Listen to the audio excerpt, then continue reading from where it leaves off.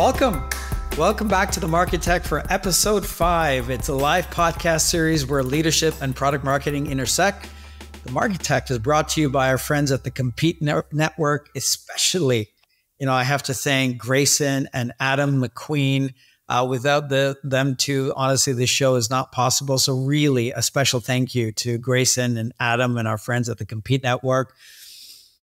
Today, you'll notice my co-host is not Morgan for obvious reasons. He's traveling the world, complaining about how product marketing doesn't help his salespeople do what they're supposed to do, and it's always product marketing's fault. So we gave him a bit of a breather, and we brought in Julien Sauvage, a dear friend of mine. He's of Salesforce, Gong, Clary fame. I had the pleasure of meeting Julien at Gong when I was an advisor there, and he was leading the charge on product marketing, amongst other things. And I loved his approach, first and foremost, to leadership. His teams love him, and they followed him where he goes. And then secondarily to product marketing, and we've been stuck at the hip ever since. So welcome, Julien.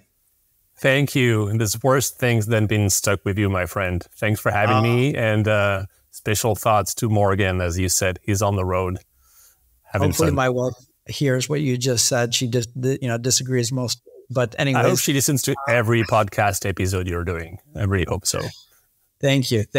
And so today we are both going to explore this topic of product launches. In my 20 plus years of product marketing, I found that companies rarely, this is sad and dangerous, they rarely nail their launches. And launches are a crucial growth mechanism for every company, no matter the stage. And yet most companies are horrific at launching. And so when I was thinking about who do I know, there's a handful that really know launches in and out very, very well. And two of those are here with us today. They're both brilliant pros. They understand launches. They've led launches. They write about launches. They speak about launches. Our first guest, she's one of us. She's a product marketing leader. She now coaches and consults. If you're not following her LinkedIn posts and newsletter, PMM Camp, do so right after this episode. Welcome, fellow Canadian. Welcome, Tamara. Thank you. So excited to be here. Got to represent Canada. Yes, absolutely. I'm normally outnumbered on this show, so great to have you here. Our second guest was also a fellow product marketing leader, so she's been through the trenches. She's built product marketing teams, led product marketing teams, led many a launch, and then thankfully for all of us, she moved over to Serious Decisions, which is now Forrester. I met her whilst she was still at Serious, and she advises go-to-market leaders worldwide on go-to-market effectiveness, efficiency. I learned how to launch properly. I was doing launch many, many years before that, but I learned how to launch properly because of a talk that she gave at one of our product marketing community conferences. And I stuck to that discipline and strategic approach. So thank you, Beth, and welcome, Beth. Thank you, Rowan. It's so good to be here. Yes. So let's get to it. We have so much to talk about. We're going to set the stage, if you don't mind. I will start with you, Beth, on the overarching role of product marketing in driving a successful B2B launch, and frankly, why it's crucial that product marketing captains the launch process. Yes, I'm a little bit biased, but I also believe there's the truth to it. Please. Well, I agree with you, to be honest. So the reason that product marketing should be running the launch process is they are sort of the bridge between the product teams and the market. And so they're in that unique position that can sort of understand what's going on in the market and in the product space. If product was running the launch, they're much more focused on sort of making sure the product is coming, it's going to be ready. And that's an important job. So we don't want to dismiss that. As that role, they have a lot of responsibilities. They have to figure out the market opportunity for the product that's going to be launched or whatever offering is coming to market. They've got to prioritize the target market segments and those buyers. They have to understand the unique value proposition and create messaging that's really going to resonate with those target buyers. and they have to align all the stakeholders internally so that everyone's sort of marching to the same drum, I guess is the right analogy. And of course, they have to create the launch plan and then monitor its success and follow it through. So it's a big role, depending on how big the launch is, but it needs an orchestrator, a conductor, someone who is going to manage all these diverse and, there is a lot going on in a launch. So all the diverse people and the diverse activities. So it's definitely needed to have somebody who's in that position. And we always think that product marketers are the right person for that. Maybe I'll ask Tamara if that's okay. Like a similar question that I always say, a good launch brings everybody together, right? Which is both a blessing, but also kind of a curse because it's difficult. Can't get more cross-functional than that. And so Tamara, what have you seen success and maybe the first steps to kind of create that alignment with the broader organization around the product launch or feature launch? Yeah, that's a good question. And Beth, I love that analogy of the product marketer being kind of the conductor of the show. I've always thought of it similarly, but like this different analogy of a launch being like a puzzle. There's so many different pieces of it that you need to bring together. But one piece needs to be kind of sitting above it all and saying, okay, do we have all the puzzle pieces? Are we, putting that bigger picture together? And I think for me, Julien, getting to your question, the most important thing is that if I'm the customer, I'm the prospect, I kind of use the term customer synonymously there. For me, as a customer, I need to see that the launch feels like it was done by one person. It can't actually feel like there's many different people in that orchestra, right? And so as a product marketer, it's your responsibility, even if you're not actually creating all components of the launch, which you're not, how do you make it feel like one seamless experience for the customer? So I think for me, the first step is this concept of launch tiering. I think launch tiering can do a lot of heavy lifting when it comes to like enabling all of those teams to work together, because one of the things I see happen is, the product team who's been spending so much time building this thinks it's this big thing that we're going to spend all this time on, put a lot of dollars and resources behind. Rowan, you know what I'm talking about. And then the marketing team says, well, actually, the market size for this is quite small. This is like a Me Too feature. It's actually not differentiated.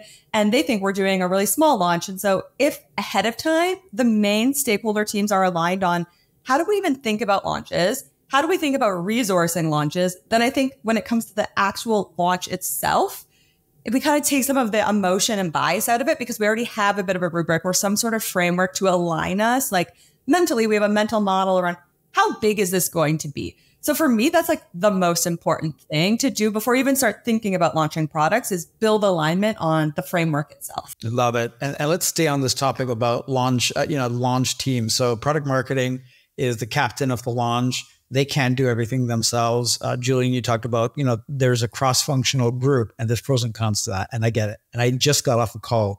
I'm not going to name the company, of a cross-functional launch team. And my God, everyone and their mother, I think, is part of that team. It started out with a 12-person team. It's now ballooned to 27 because they have to be there. So there are pros and cons to that. But this is why it's so important to have governance and, different parts of launch and different launch teams. So Beth, this is for you. How does establishing the launch team and governance of that launch team early in the process, like set the stage for success? And what are the roles that are essential to include in that launch team? Yeah, that's actually a really good question. And we get that a lot, actually. What we recommend is you might even have sort of tiering of launch. So I totally agree with the tiering of launches. That is absolutely critical. You might even do that for your launch teams, not use a different term than tiering, but you really want to have a partnership with the product management who's sort of running the product development aspects of this. So that's sort of your closest person that you're going to be working with. But you have to have somebody in the marketing side of that. And when I think of a launch, I think of it, it's like an integrated campaign. So you will be talking to all the marketing sub-functions. They'll be talking to the selling functions, possibly your channel players. So all of those people need to be somehow involved in the launch process. And you need to decide if they are going to be involved in the decision-making processes or in the informative processes. So you can have sort of different levels of launch teams, sort of like a broad 27-person launch team that's kind of informative, and people can ask questions and could have good ideas, but they're not going to be in the midst of creating all the strategy. You want to have a smaller team that's got sort of the basics of what the marketing impacts are going to have. So maybe your demand gen or your PR media teams, and your product teams, your content, if you've got somebody doing that. Maybe your customer success team or someone else who's going to be really critical and sort of making that launch really be successful at these new prospects, and possibly sales enablement or somebody who's responsible or helping sort of get those sellers enabled. So you want to think about those different kind of, sizes of teams that you're going to be having for the launches. And then the other thing about governance that I think is really important is to think through, like Tamara said, like who are those key stakeholders who are making decisions? That's really important because you want to know who those people are and establish that with them that they are going to be sort of who decisions get escalated to. So if something goes amiss with the launch, and oftentimes it does, and it could be timing, it could be functionality, costs, all sorts of things can happen. You need to have sort of like who we're going to go to say, we're not moving the launch date, or we're not dropping that piece of functionality. This is going. And you want to have the recommendation. You guys, as product marketers, you guys are experts in this. You want to make a recommendation, but you want to make sure that the head of marketing, the head of product, head of sales, whoever is those sort of supreme leaders who are going to be making the final call, you want to know who they are, and you want to be sure that they know that they're going to be in that seat, in that hot seat, if they have to make a decision like that. I love it. I love it. I've used an example of just that. I typically, especially for tier one, some tier twos, I typically have an executive sponsor, one throat to choke, if you will, for all tie-breaking decisions. A tiger team, no more than a handful of people who make the strategic decisions you just talked about. And then a core team, in this case, it was supposed to be, no more than 10 people. It's ballooned to 27. That gets the work done, if you will. So I love that curing, if you will, of teams. And it's important to have that. But sorry, Julien, I know you have a question. No. Yeah, I think we've all experienced the nightmare having 27 people on the team. It's such a hard balance to strike, right? You want to include as many people. You also want to drive to decision and to execution. So maybe, again, question for you, Tamara, is on that launch team. Who do you think should be part of it? How do you strike that balance? And maybe you can share a time where when having that well-defined team actually made a difference on how smooth the launch went. Absolutely. Yeah. So my thinking here is that there isn't a perfect answer of who needs to be involved. And I say that because every launch has a different goal. And so I know we spoke earlier about like, how do we get teams enabled? How do we get the company on board? For me, part of that is about the why behind the launch. Like, why are we bringing this to market? And why does this matter for the customer and for our business? And like that why should actually shape what the launch team is. So for example, if this is like allowing you to enter a new market or allowing you to open up into a new ecosystem, maybe partnerships is really important. And we actually need a representative from there in the main stakeholder team, or maybe not, And so I would just recognize that. But then I think I just kind of rally my stakeholders. I love, Beth, what you mentioned about the PM being such a critical part, because I see folks leave the PM out of the launch team sometimes. And they kind of keep them separate for either the launch team doesn't kind of want that PM in there, or the PM is too busy.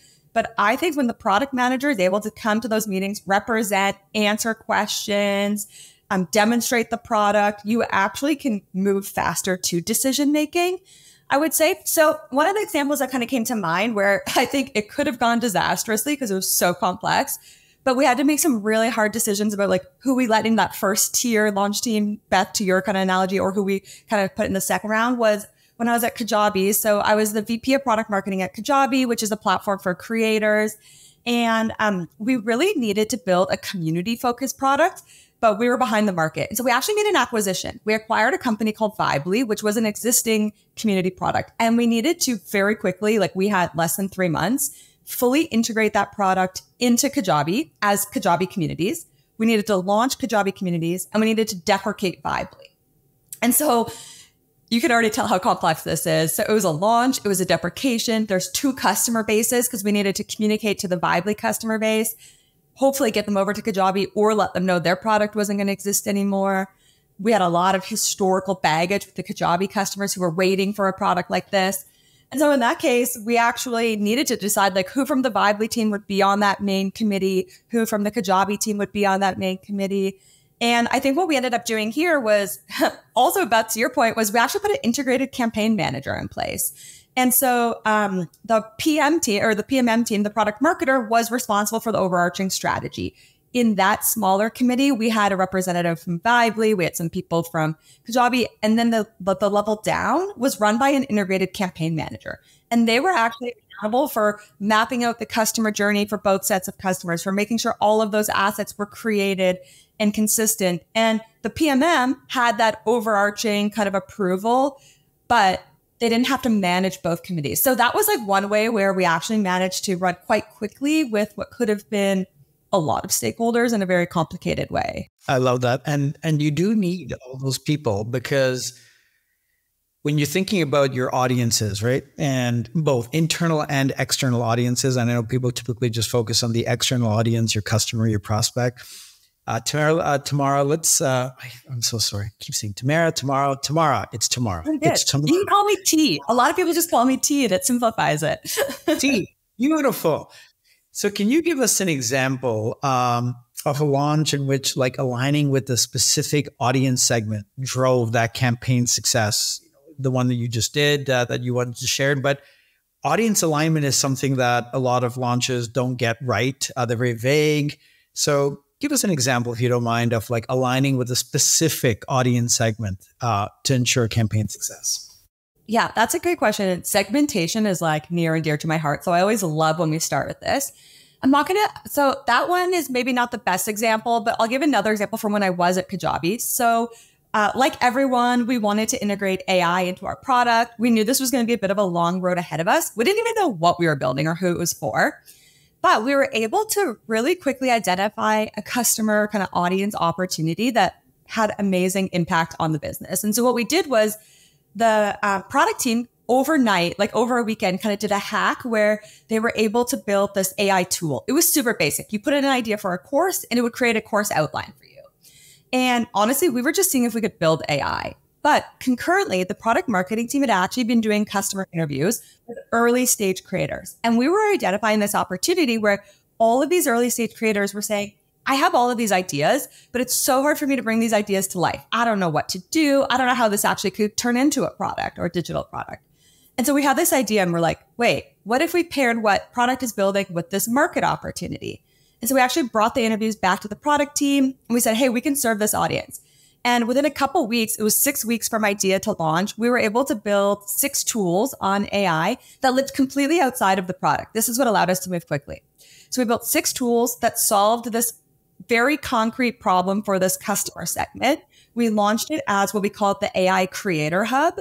And we hosted it on our website rather than in-app because we wanted to appeal to early stage creators who mostly were leads at this point. They weren't paying customers yet.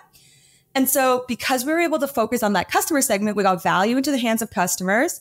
We were able to unlock a new lead channel for Kajabi, but also even better, because we got people using our AI solutions, we could see which use cases were used most. And so we then funneled that insight back to the product team, and that gave them the intel they needed to focus on what to build into the product first. And so it was a bit of like a meta launch there, because then that allowed us to then launch other ones. But honestly, if we hadn't focused on that one really specific target customer, which we weren't focused on with the rest of our product necessarily, we would never have been able to kind of bring that launch to life in that way. Now that we know that Rowan can say Tamara's name right, I'm going to ask, not Tamara, but I'm going to ask Beth, if that's okay. Rowan, you passed the test. Beth, if that's okay with you, we're going to stay on that topic around like objectives and KPIs of a launch. And as we said, a launch is one form of an omni-channel integrated campaign, but we know that these also have their own objectives and KPIs, right? And so I think the question is, how do you align those? How do you define your launch objectives, align that with the existing campaigns? What's what's the one critical, I would say, objective setting practice that you've found being impactful when it comes to product launches? So those are good questions. There's a lot in there. I'll go back to what Tamara said earlier. When she said something about you really need to understand the purpose of the launch. And so that little explanation you just did of like, okay, we're just sort of trying something out here. So that was sort of an experiment. But in any time you do a launch, you really need to understand, why are we doing the launch? So you want to set the objective before you even set the goals. Like, is the objective to try out these new sort of little creator things and see which ones are the best use case to put in the product? Or is the objective something broader, like we're entering a new market, bringing a whole new product to market? Are we just doing an add-on and maybe hoping for some cross-sell? Or is it just a small enhancement that's going to like increase our retention rates? We want to understand what the goal is and what market segment or audience segment. That is the first thing that you need to figure out. And that really goes back to working closely with the product manager, hopefully influencing what's coming out of the roadmap, and really sort of say, you, as Tamara said, you want to match what's going on in the market, what the market needs to what's coming out of the product. So, that doing that sort of matching and opportunity identification is really critical. And from there, you want to define, okay, what is our overall objective? Are we really just trying to get new logos, new revenues, like everyone always been trying to do over the past many years? But now it's getting a little bit more nuanced, and you want to be very clear on those objectives. And from there, you can make quantitative goals. What are your KPIs that you're really trying to shoot for? And you might have one overarching goal, and then you might sort of break that down by different market segments or different launch audiences. And Rowan knows that we talk about launch audiences. So you've got your prospects, you've got existing customers, but you've also got internal customers inside of the company. You've got sellers, you've got channel partners, and you've got influencers. There's a lot of different audiences that you are trying to influence as you take a launch forward. It's a big communication effort and enablement effort. So you might break the goals down into each of those audiences so that it's very clear what you're trying to achieve with each of those audiences. So that's how we kind of think about objectives and goal setting. And I love that you said goals by audience. So first, itemize your audience, internal and external. Your leadership team needs different things versus your sales versus your customer success. So your employees as a whole, you want to get them excited. So I love that you said craft an objective by audience. And this kind of maybe answers and again, I'm the worst with names. Meeta, I know you're asking a question. If it's not Meeta, please correct me. Meeta says, Beth, Tamara, Julien, anyone take this? It relates to what Beth said. How do you decide whether a launch should focus on brand awareness versus engagement versus revenue? Like, do all launches ultimately aim to drive revenue and just revenue? You may have answered that with your goals by audience. We think of this as almost like it almost depends on the market maturity or market situation. And if you have an existing market and you're playing an existing market, it might be pretty sophisticated and mature, and you don't need to do any awareness. I mean, you're really just trying to, beat the drum for more demand and sort of like, cross-sell and upsell and things like that. But if you take this offering to a new market, it might be a new geography or a totally different customer segment. They might not be that familiar with your offerings. You might have to do a lot in terms of building awareness. And that changes sort of the structure of a campaign. And a launch is a campaign. You want to decide whether it's part of an existing campaign or if it's on its own campaign. And usually a tier 1 would be its own campaign, and lower level tiers might sort of fold into a broader campaign. But the campaign has all those different elements. It's building awareness, reputational activities, advertising, PR, and media. And then you get down into more demand gen and sales enablement, channel enablement, and communication with your existing customers and things like that. So it almost depends on the market situation is kind of the short answer to that. I completely agree with that. And I just want to add, like, I think this is one of those almost limiting beliefs that a lot of executives have around launch, which is it needs to drive like new customers in the door. It needs to drive net new revenue. If we take a step back, it's like, what are we actually trying to accomplish with this product? Because a lot of times, especially now, we're like, this is something that customers later in the life cycle are asking for. This is a reason people are using us, and that's why we built it. And it doesn't mean we can't promote this on our website. It doesn't mean that this might not play a role in someone's buying decision, but it just means it's probably not the first thing a net new customer is thinking about, because maybe they don't even experience this part of the product until 9 months in or whatever it might be. And so I love that you mentioned that launch is a campaign, because I agree. And a campaign can't be for everyone. And so for this launch of this campaign, maybe the priority is to drive increased retention, to decrease churn. And this is actually a campaign to customers. And that doesn't mean we're not going to promote this product to other people. But that's where, from my perspective, adoption campaigns come in and other like go-to-market tactics come in. And so I love that. And I think it is one thing that holds people back, but like a launch doesn't have to always be market prospect facing. Product marketers should be captains of launches. We established that. We established that there's different types of launch teams, not just one. There's a smaller group that was making decisions. There's another working group. So there's different types of launch teams. And for tier one launches, you probably do need, a different set of launch teams. Objectives by audience, internal and external. I love that takeaway. And now, you're ready to craft this launch plan. It need not be 80 pages, 100 pages, but what are the core essential elements that a product marketer should have in their launch plan? Beth, let's start with you. I'm going to go back to something I think both you and Tamara have said, which is like, you want to use this to align people at the launch plan. So, and just like everything else I've said too, there's different levels of a launch plan. So we start with a launch plan that is almost an executive summary. We call it the launch plan on a page. And I actually really like it. I think it's so useful. I've seen this be so effective in so many different situations, both with executives, because to Tamara's point, executives just think of launch and they're like, where's the revenue? Like they're very sort of single-minded about these things. And so they need some education and sort of, guardrails for themselves, especially if they're going to market and talking about stuff and it's not quite accurate. So you want to make sure that they understand what the objective is and what the goals are and who the audience is and all of these things. And also all the way down to the product engineers or the product developers. We've had somebody use this launch plan on the page and paste it up in front of all the product teams so that they're remaining aligned on why are we doing this. So what goes into the launch plan on a page? I'm just going to go over that a little bit. And this is not set in stone. It's just sort of some good recommendations. It's understanding what the objective is, as we've talked about, what the overall goal is. Is this just retention? We're trying to increase our retention, or are we really trying to get new logos? And there's all sorts of stuff in between. Is it cross-sell or upsell? All sorts of things. What's the launch tier? And then who the target audience is. What market segments, what buyers are we really going after?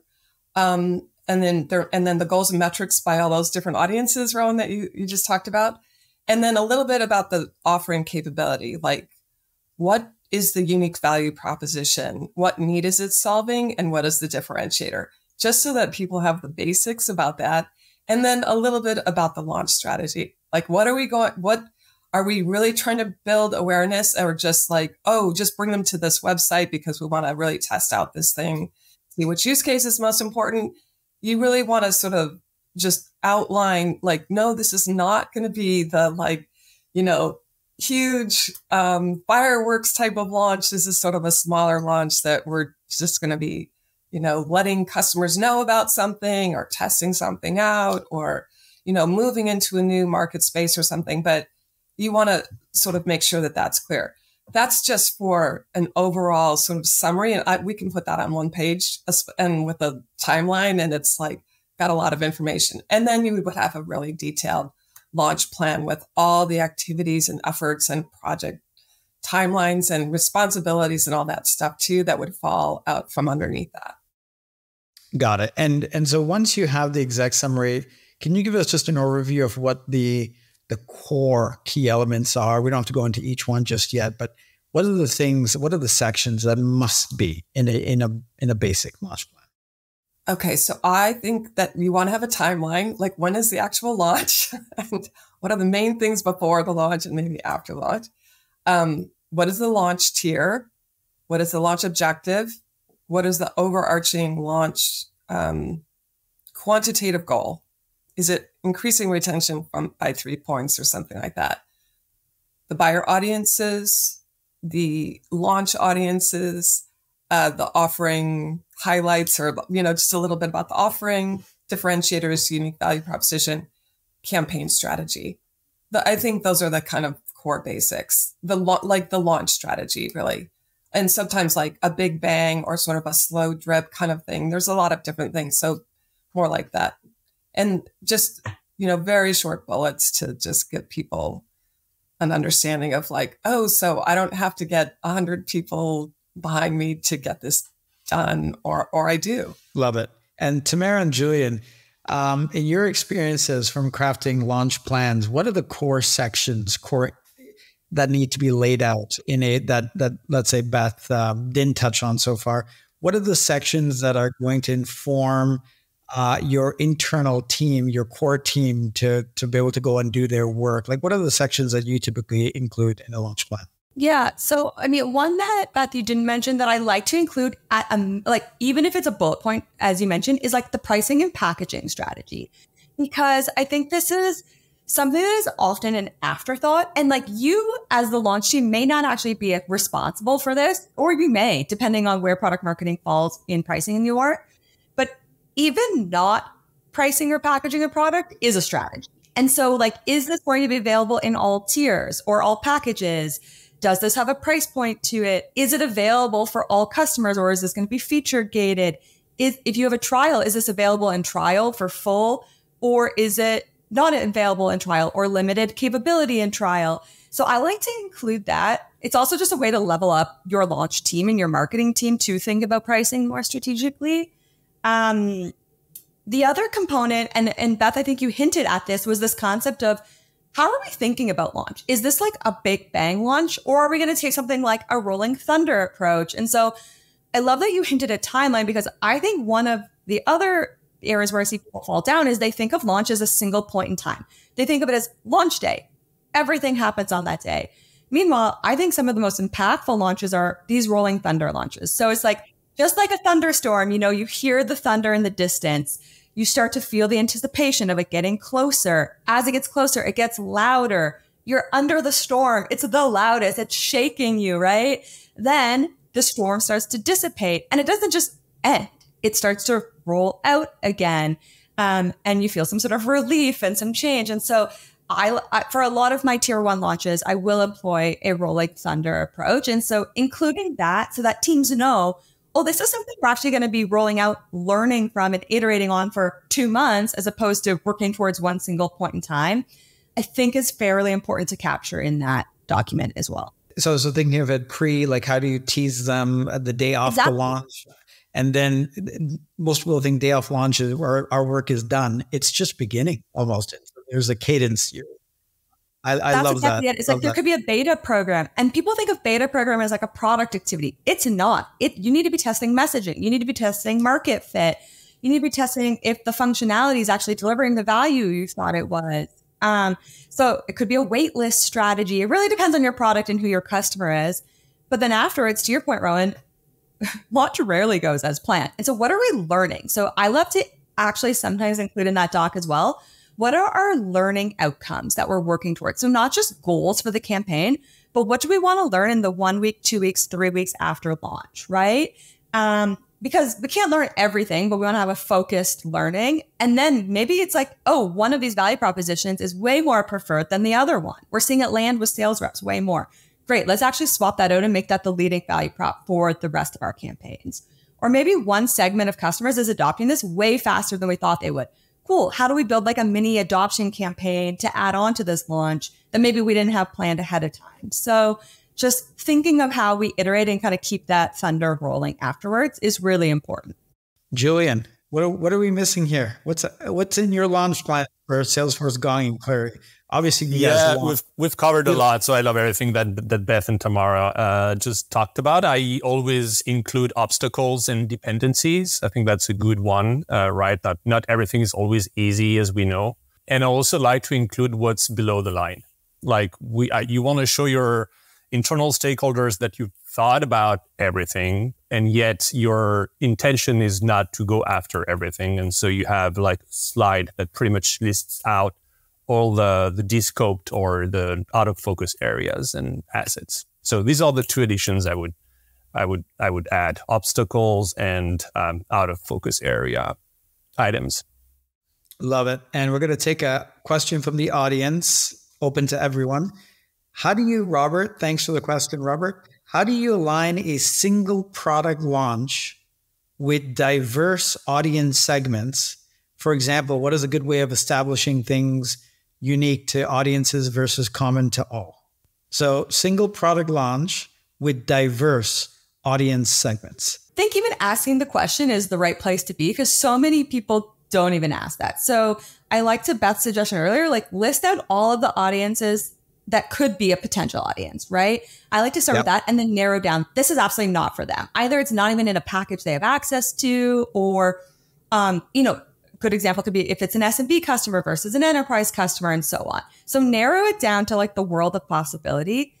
And then this is where I think if you are working with your product manager from the beginning in like pre-discovery, these are the questions you're asking as you're actually going through the product development process. And so this shouldn't necessarily be like a surprise or something you need to solve for launch, because you've already been narrowing it down. And again, this is where beta programs come in, where customer interviews come in. And what I'm doing during that process is I'm really teasing out who is super attracted to this value. Where are the problems that we can really solve and solve them in an impactful way? Who is that for? And are these, top level problems that we see across all customers, or are these more niche, narrow problems for a specific subset of customers? And then by the time I get to the launch plan, it's just about right sizing that. And so it's okay to have 3-4 audiences. And maybe one of them, you're like, you know what? They need to know about this, but it just needs to be like an email and maybe an in-app pop-up, because this could bring value to them, but it's not massive. And so we're just going to focus on the little slice of value that matters. But these two segments, these are the ones we're going to really focus on, because this could change the game for them. And so they're going to get the full campaign. We're going to target ads. We're going to make sure the account managers are setting up time with them and so forth. So there's no perfect answer, but I think it's just something you're narrowing down as you're getting towards that launch plan. But Beth, curious to hear, or Rowan, how you think about that. Yeah, no. I want to stay on that topic with Beth. And so when you're advising clients on how to approach, audience segmentation, customer segmentation in a launch plan, and there's many, segments that you go after. What does that approach look like for audience segmentation? And B, why is this so critical for like targeting the right messages to the right people? Beth, welcome your thoughts. So these are all really strategic questions, and they're really good questions, and they're hard, and they should be done for launches and for campaigns and anything you're bringing to market. So I like the question from Robert, and I'm going to try to tie that into your question, Rowan, too. You want to figure out your segmentation. And as Tamara said, you can do things by size of company or geography or sector. There's also what we talk a lot about is needs-based segmentation. And it's kind of doing what she talked about, doing kind of like trying to understand who has the strongest need and trying to figure out what those clusters are, like in sort of establishing what those clusters are. And it could be a combination of like, it's in this sector, but there might be some other sort of qualification that it's like, oh, it's those types of people, but they're really mature or they're very immature, or they have a Microsoft platform, but not this other platform. I mean, there's all sorts of different types of things that might make the need for your product offering much stronger. And you are looking for those. That's what you're really looking for. And so you do want to start with like opening up, the market and looking everywhere, and you can get that information from a lot of different sources, internal and external, qualitative, quantitative. So that's a big process. But if you're in the market, you should be, constantly kind of doing that type of work. And then you want to sort of understand what those needs are, and then to sort of figure out, how do you address these diverse audiences? We have this idea of sort of a hierarchy of campaigns, and it's very similar to what Tamara was talking about. Like, you might have a big campaign really targeting the main focus of the main customer segment. And you might have like sub campaigns that are like, okay, but there's this niche over there and they really have a strong need, but it's only for part of the product or whatever. It's going to maybe the overall message and campaign thing will be the same, but they might have a slightly different message. So there's kind of a hierarchy of a campaign that's overarching. And then you might have like subsets or sort of secondary levels of the campaign for different audiences. But you want to kind of manage them in that way that you see they're part of something holistic, but they have a little bit of different treatment. And that it's sort of the way to keep it organized. But that sort of segmentation is sort of the way to get there. It's the way to narrow this down. I like what Julien said about, this is what we're not doing. This is who we're not going after. I mean, I think that prioritization is really critical in today's world. Otherwise, you will get stuck trying to sell everything to everyone, and you don't really succeed that well doing that. Love that. Did that answer your question, Rowan? Yeah, absolutely. And Okay. a lot of people they look superficially from a segmentation perspective. I love that you talk about needs-based and then prioritizing based on that needs-based, because if the need isn't valued by them, there could be a need, but how do you prioritize that need? Then you're going to get a customer that's constantly trying to discount your offering and or churn because they're going to get it cheaper elsewhere. So you want that profitable customer segment that you can go after versus my university professor taught me the term margin sucking maggots. You want to stay away from margin sucking maggots.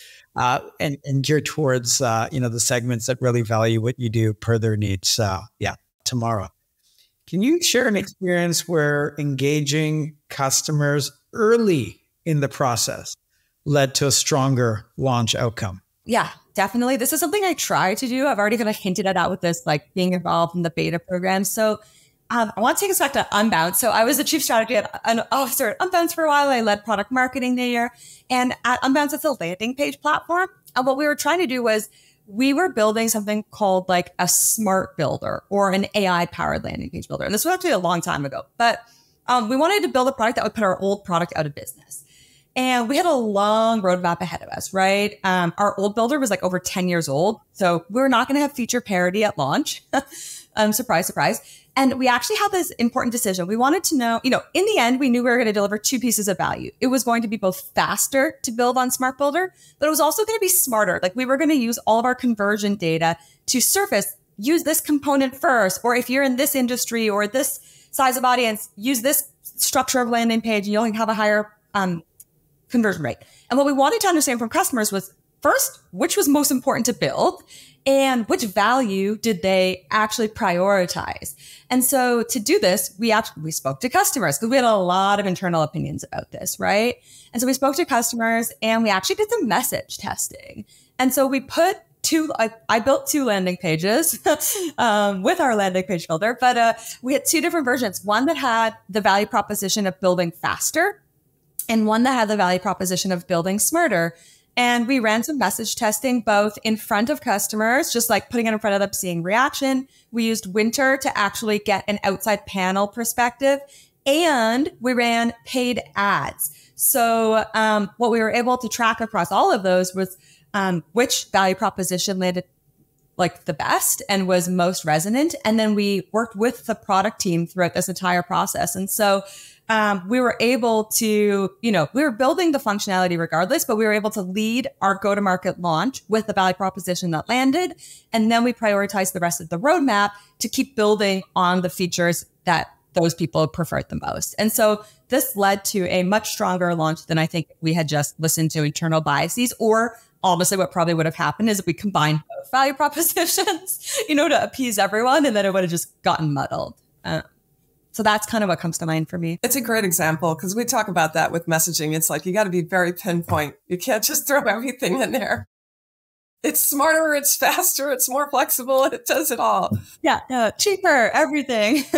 And so it goes back to that customer audience segmentation. Like if you really understand the folks that you're going to go after and pinpoint, you can then hone in on that one thing that you want to speak about versus, back to your point, talking about the 8 amazing, ways you can help this, that segment. So I love that. Julien, your role in just utilizing influencers in a launch strategy, and I don't know many companies that did this better than Gong, I would say. How should product marketers prioritize and engage leveraging influencers? And analyst relations could be an influencer, media could be an influencer, bloggers, thought leaders in that domain. What are some of the things that you've done to really supercharge your launch efforts using influencers? I would even add customers, right? Your top customers are actually influencers as well. That's kind of the bridge between what we just talked about with Tamara and Beth and this topic. I'll start by saying that any launch always should feature some kind of external validation. Like we all know that people don't buy just product. They buy because others similar to them or others they look up to bought from you. They buy the buyer experience, they buy from your brand and all of that stuff. We all know this really well. So I think for us, specifically in that kind of crowded rev/sales tech market, we of course try to differentiate with product and we make our launches product centric, but we always add something else on top. Always. So it could be a really big customer validation type of push.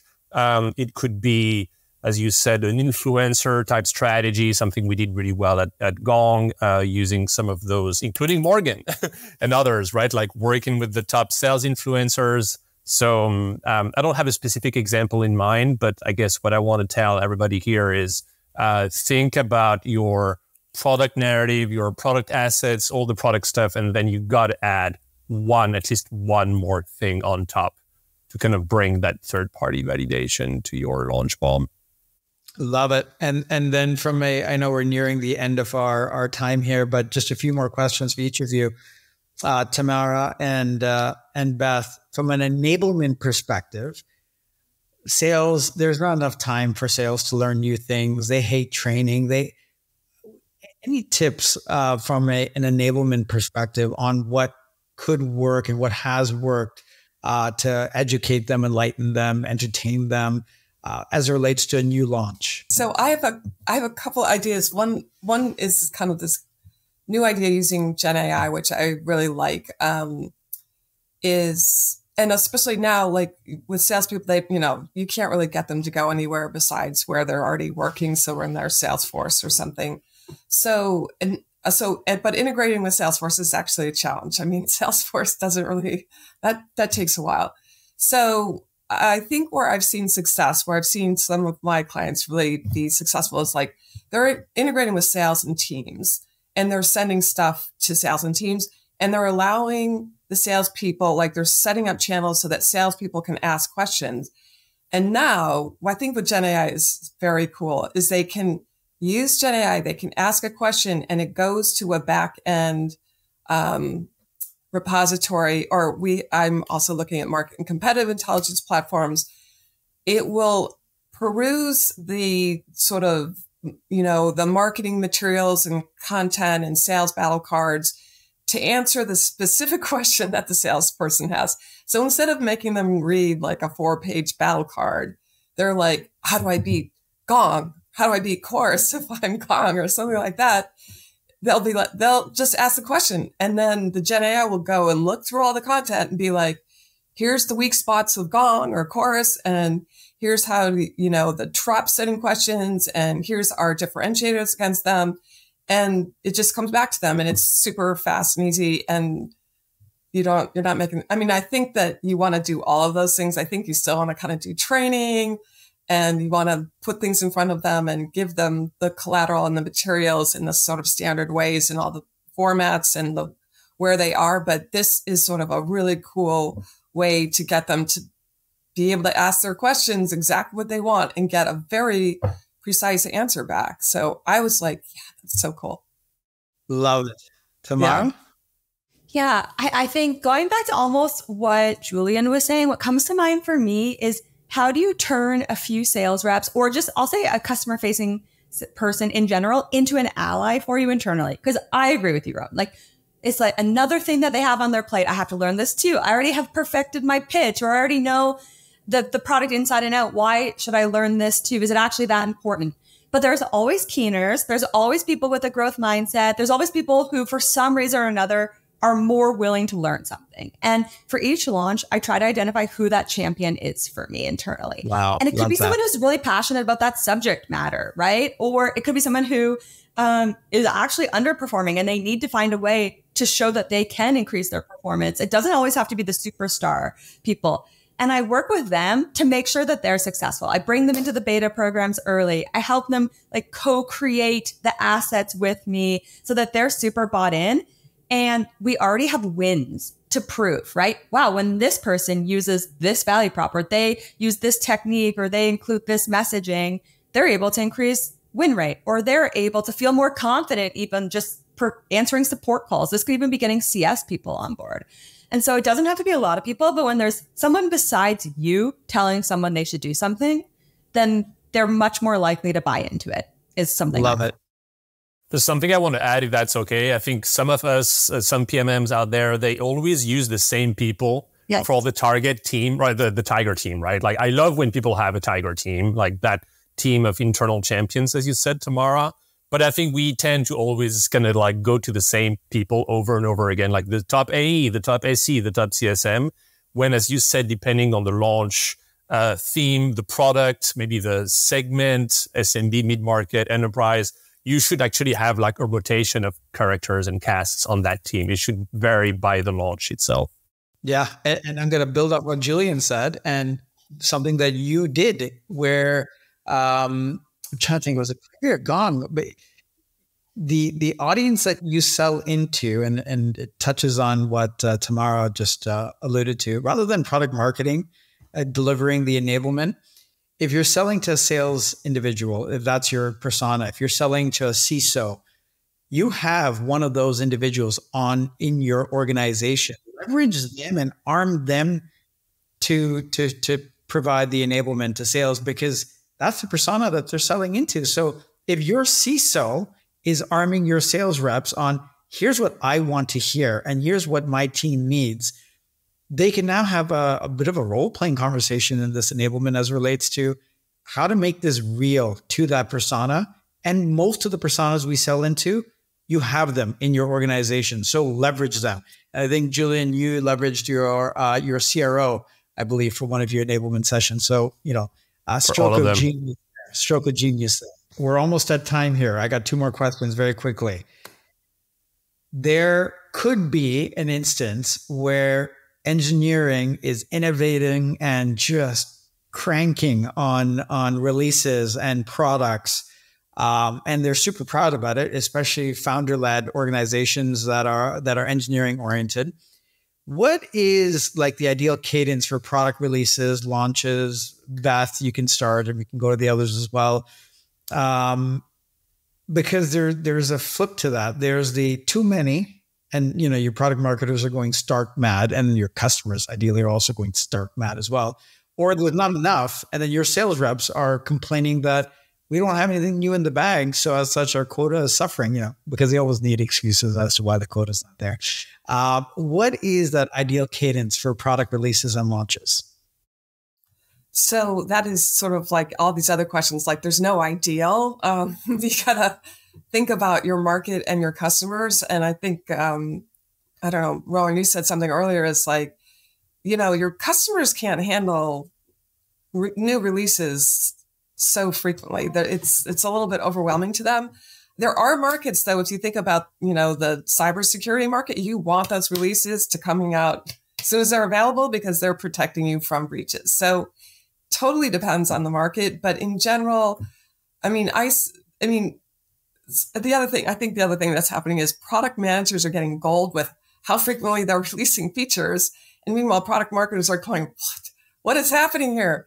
So it becomes incumbent on the product marketer to put some sort of categorization or umbrella picture around all these different features or functionalities that are being released and kind of decide what is the, release strategy for all of that, or really more like the launch strategy, because a release kind of can be different from the launch. So some companies are doing so that's one thing, is the product marketers need to figure out, how am I going to bucket these things and create something that I can tell a story about, instead of just having all these feature coming out with just ad hoc spraying all these different customers. Like, that's very hard to deal with, both for the product marketers and the whole organization and for the customers. But so how is a cohesive, here's a whole bunch of things designed to make you more efficient or more creative or something. So a lot of companies are sort of going with this one big launch a year, and then 6 months later, maybe a sort of secondary launch of like compiling a lot of their like maybe little things into a broader story. And then maybe on the off quarters doing something smaller. So, I mean, they're doing this because they feel like this is the cadence that their customers want, that their customers can absorb.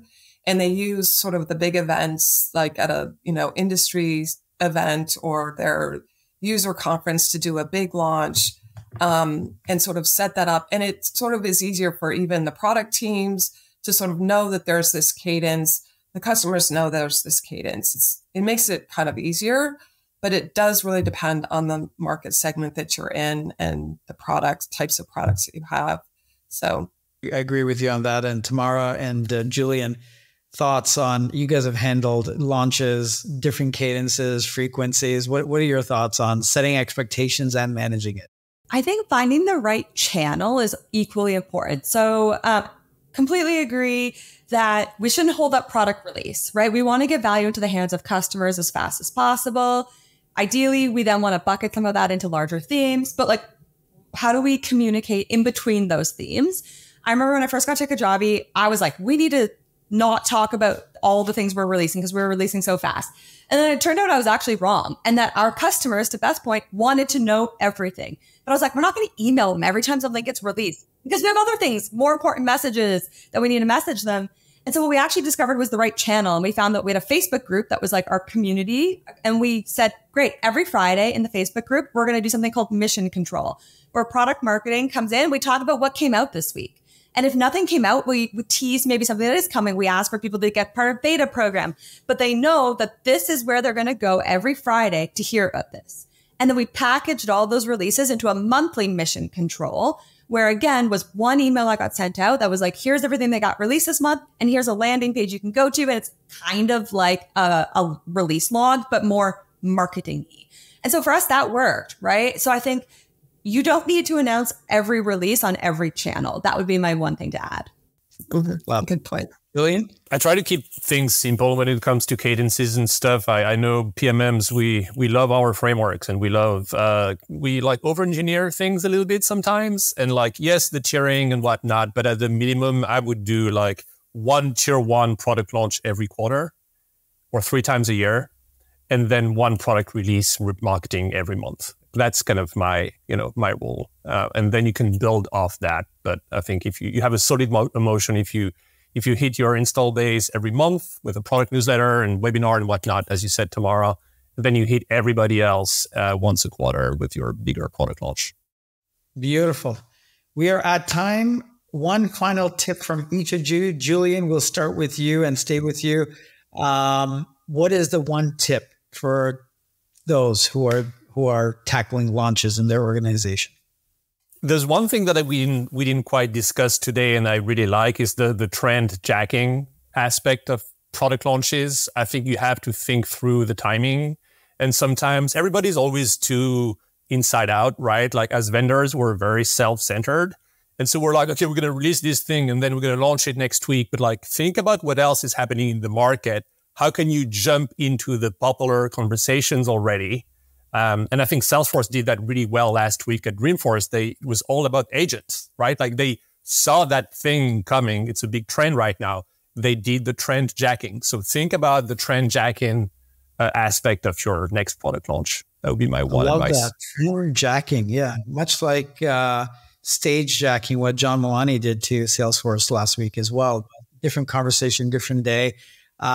Tamara, Beth, one final tip. For me, one goes back to the idea of the customer segmentation of message again, which is get clear on who you're willing to alienate with this launch. So not just who is this not for, but who are you willing to alienate? Because when you're so clear on that, you can get crisp on a launch that feels hyper relevant to the person who you really want to target. Who are you willing to alienate? I love that. It makes you focus. Beth. That's a bold statement. That's good.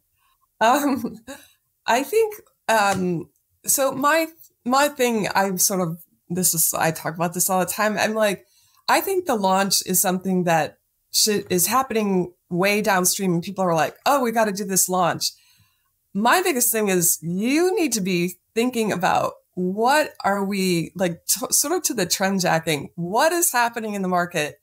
What are needs changing? And you need to be involved so much earlier than a launch. Like you need to be identifying where the market is going, what are competitors doing, what do our buyers want, so that you're not just thinking about a launch, you're thinking about how do we get into that customer segment? How do we keep that customer segment? How do we take advantage of this new technology? And how do we create a roadmap and sort of a series of launches that's going to show like continual innovation and leadership in our market? Like, so I think of a launch as sort of like an output of all that. And so people, product marketers need to be involved much earlier in thinking through those more broader level strategic kind of ideas. I love it. So being proactive, knowing that rather than reactive, which is what most product marketers are with launches, they're reacting to something that, they get tapped on the shoulder. Instead, what you're saying is be proactive with the marketplace, your competitors, your customers, so that you're getting in front of things and these launches aren't, a surprise to you. I love that. Well, listen, thank you all for your time. Sorry, we went a little bit over. A lot of great insights. As always, appreciate you sharing. Thank you. Have a good one. Thank you. Thank you.